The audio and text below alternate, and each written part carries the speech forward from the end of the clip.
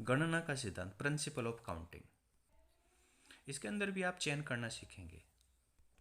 इससे पहले जो आपने सीखा है परमुटेशन और कॉम्बिनेशन, वहाँ पर आपने सीखा है कि आपके पास एक समूह है और उसमें से कुछ वस्तुओं का आपको चयन करना है, तो वो चयन कितने प्रकार से किया जा सकता है।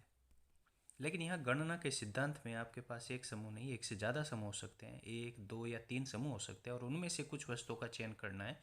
अब उन चयन करने के कुल कितने प्रकार होंगे वो आप यहाँ पे सीखेंगे, जिसमें पहला आपका एक उदाहरण है। मान लिया आपके पास 3 पैंट है और 2 शर्ट हैं।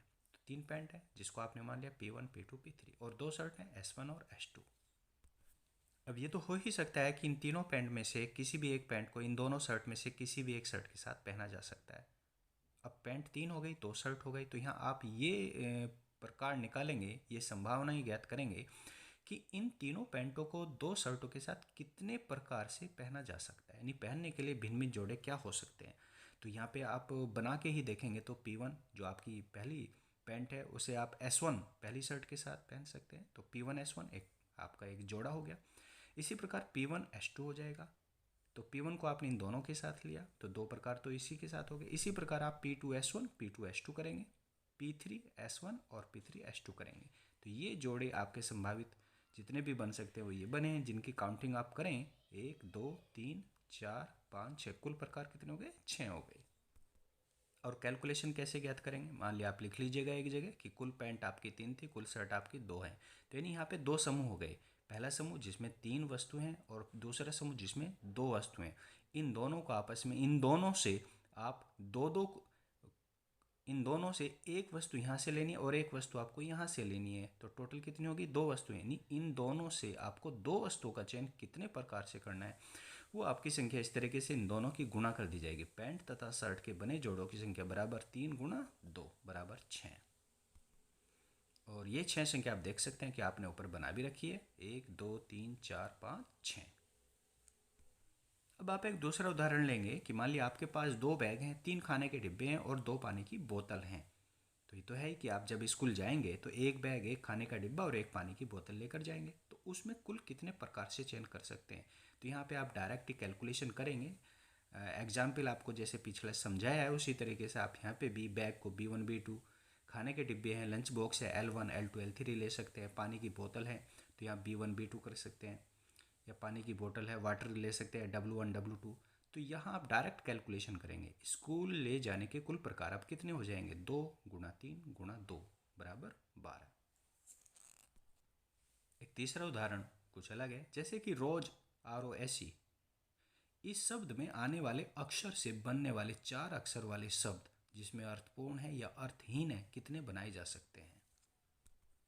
यहाँ पे अर्थपूर्ण या अर्थहीन का मतलब यह है कि जैसे कि ROSE रोज, रोज आप जानते हैं कि ये क्या होता है, लेकिन यहीं पे अगर इसमें किसी लेटर्स को आगे पीछे कर दीजिए, मान लिया O को हम पहले लिखें तो ये हो जाएगा ORSE और एस, या फिर आप SE को चेंज कर दीजिएगा। आपस में कोई भी ऑर्डर चेंज करने से ये ज़रूरी नहीं कि उसका एक मीनिंग होगा। तो जैसे कि रोज, ये आप जानते हैं कि ये गुलाब का फूल होता है, लेकिन इसमें ऑर्डर चेंज कर दिया जाए लेटर्स का तो ये ज़रूरी नहीं कि वो एक मीनिंग होगा उसका, लेकिन वो एक शब्द तो बनेगा। तो इसी तरीके से पूछा गया कि अर्थपूर्ण या अर्थहीन कुछ भी हो, ये 4 जो लेटर्स हैं, जो अक्षर हैं, यहाँ पे 4 अक्षर हो गए हैं, से बनने वाले 4 अक्षर वाले शब्द कितने बनाए जा सकते हैं। तो आपके पास 4 स्थान हैं, 1 2 3 4।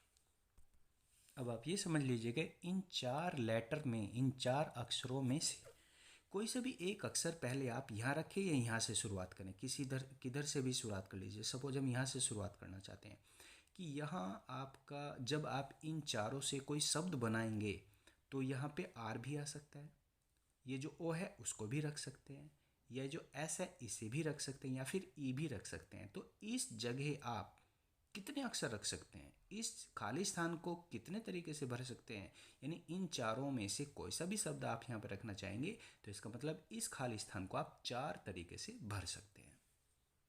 तो आप ये मान लीजिएगा कि ये जो है आपका पहला स्थान है, इसको आप कितने प्रकार से भर सकते हैं, 4 प्रकार से। अब ये भी समझ लीजिएगा इन चारों में से जब आप कोई शब्द बनाएंगे तो जब एक एक अक्षर यहाँ आप लिख लेंगे तो वो अक्षर अब आपका यहाँ नहीं आ रहा है। क्यों? क्योंकि 4 हैं, इन चारों में से एक आपने यहाँ लिख दिया, तो बचे हुए कितने हो गए, 3। अब उन तीनों अक्षरों में से आपको यहाँ पे ये खाली स्थान भरना है। तो इसके भरने के प्रकार कितने हो जाएंगे? 3। अब बचे हुए कितने अक्षर हैंगे? 2। अब यानी ये जो दूसरा स्थान तीसरा स्थान है, यानी पहला स्थान दूसरा स्थान तीसरे स्थान को भरने के कुल प्रकार हो गए 2, और चौथे स्थान को भरने का केवल एक प्रकार रह जाएगा 1।